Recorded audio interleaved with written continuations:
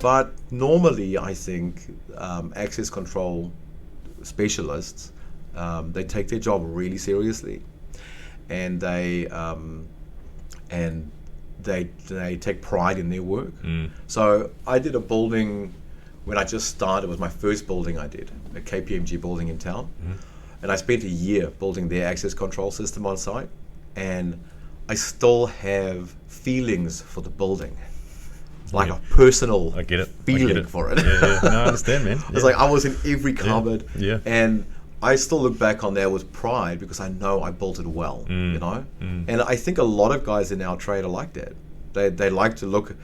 When they finish the project, they want to take photos of their cabinetry, their cable routes, you know, and all that sort of stuff. They actually want to do that because it's sort of a feather in their cap. I wonder if that's changed over the years, because so many cupboards we go into where a building is of a certain age, maybe 20 to 30 years old, it's like a fucking bird's nest in there, and you get guys like yourself that walk into these cupboards and you go, yeah, it's like cooking, it's like pasta, it's all over the bloody cables, all over the show. And but it's good to hear that guys are taking more pride in their work, because shit, there must have been a time when there was no pride in the work, just like fucking it's throw ruthless, bro. I know, right? Shit. It's crazy, but I think back then it was like the infancy of it, like old Concept 2000 panels and the original sort of T-com systems that went in. Yeah, Titan.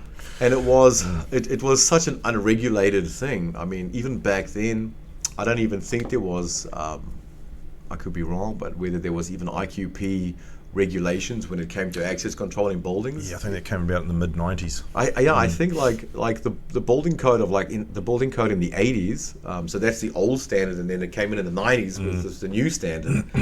And that new standard is, if you put access control into an existing building, you need to get consent for that. It needs to be put onto the compliance schedule. It's a specified system now. And I think that with all of those changes, people have had to step their game up. But I mean, I remember doing panels back in the day, mate. I'm like, I just want to get out of here. Close the door, close the cabinet. Yeah. No, you want to you sort of force it closed and then put a screw in it and then sort of back up. Gingerly walk away. Yeah. But I think for some reason it looks like the quality of the installation, people have just taken real pride. Maybe it's because it's become like access control techs get paid a really good wage. Like they're on par with plumbers and electricians. Yeah.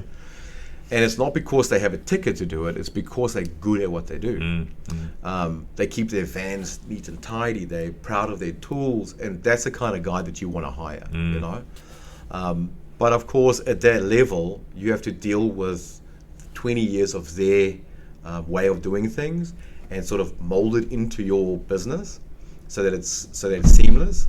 So that if I have one guy go to a job that somebody else installed, he opens the cabinet and he knows what he's going to expect. Yeah. He knows that on the door he's going to have a list of the zone names. He knows behind that page he's going to have a plan of the building, and he knows that what he's looking at, he can decipher, and it's neat and tidy.